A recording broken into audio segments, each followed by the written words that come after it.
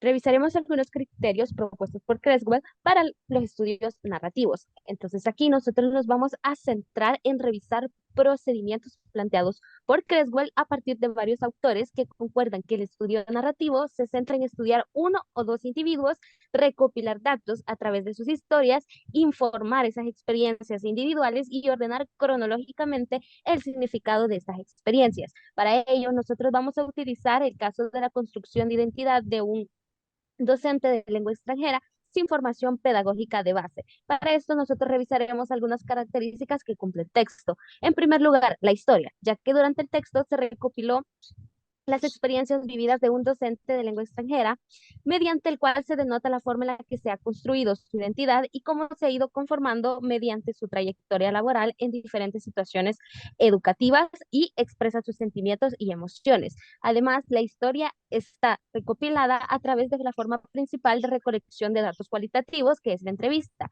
para la cual se realizaron dos entrevistas al participante. Además, en los niveles de colaboración, podemos darnos cuenta de que esta historia surge a través del trabajo en equipo entre el investigador y el participante, ya que durante su interacción y diálogo ambos van construyendo de forma cronológica la historia. Para ello, nosotros decimos que esta historia ha sido co-construida. Además, para esto, retomo también otro de los criterios propuestos por los autores, donde el investigador puede escuchar y moldear esta historia de forma cronológica si el individuo, al transmitir esa experiencia y su vida, lo haga de forma dispersa en el tiempo.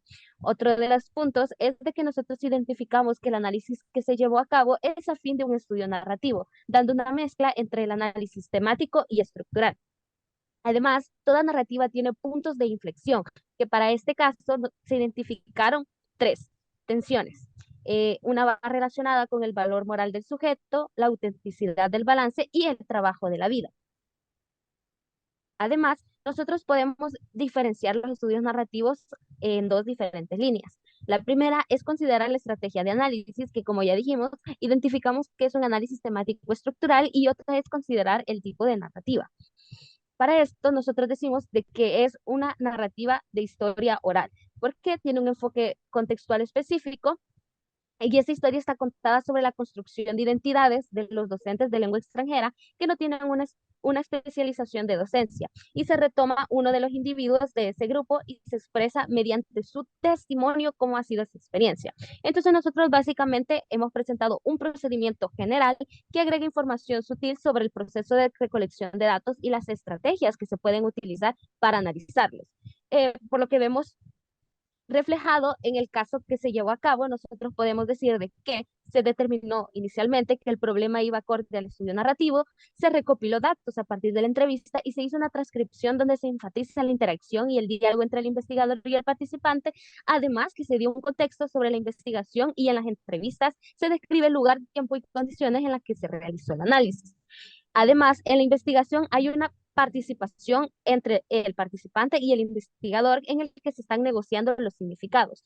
Además de lo antes mencionado, hay un rol importante entre lo que hace el investigador y sus estándares para seleccionar al individuo y recopilar esa información sobre sus contextos. Pero a continuación nosotros vamos a indagar más sobre el individuo en la investigación.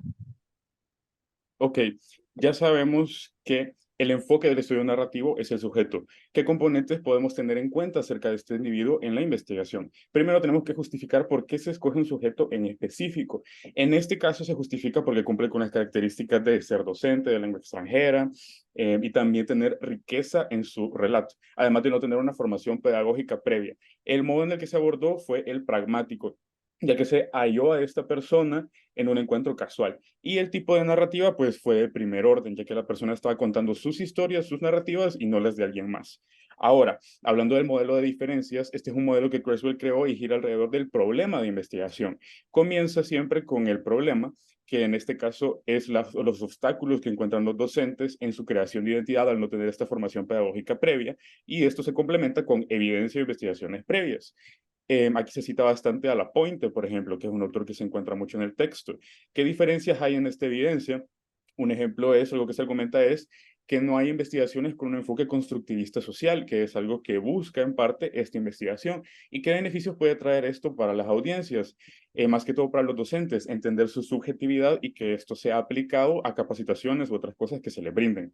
Ahora, ¿qué camino se siguió en esta investigación? ¿Cuál fue la declaración del propósito? En este caso, se comienza con el enfoque cualitativo para poder determinar esta declaración, que es el narrativo. El verbo, que es comprender en infinitivo, y que es lo que se comprende, el fenómeno de estudio, que en la investigación, pues fue este proceso de creación de la identidad en los participantes, ¿no? Que son los docentes de lengua extranjera sin una preparación pedagógica previa. ¿En qué lugar? Pues está una investigación de Perú y la definición del fenómeno de estudio, que aquí se tomó una definición de Vandenberg. Ahora, con estas cosas se puede definir también la pregunta central y las preguntas específicas, como sub-questions. La pregunta central nace del objetivo general, que en este caso fue ¿cómo fue el proceso que te llevó a ser profesor de inglés? Que es la pregunta que engloba lo más general, pues nuestro problema de investigación.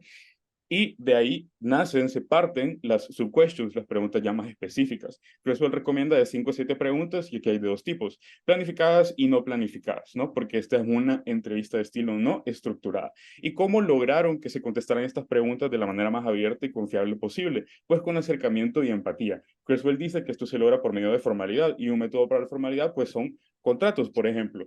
Y aquí nos dan como los pasos para poder pues crear un contrato para ese tipo de investigaciones, con pasos como derecho a retirarse, el propósito central, que en este caso es comprender las narrativas de estos docentes, la confidencialidad y también beneficios esperados, que son cosas que ya mencionamos. Ya que hablamos de estos detalles de la investigación y abordajes del individuo, pasaremos a ver cómo se recolectan estos datos siempre en el individuo.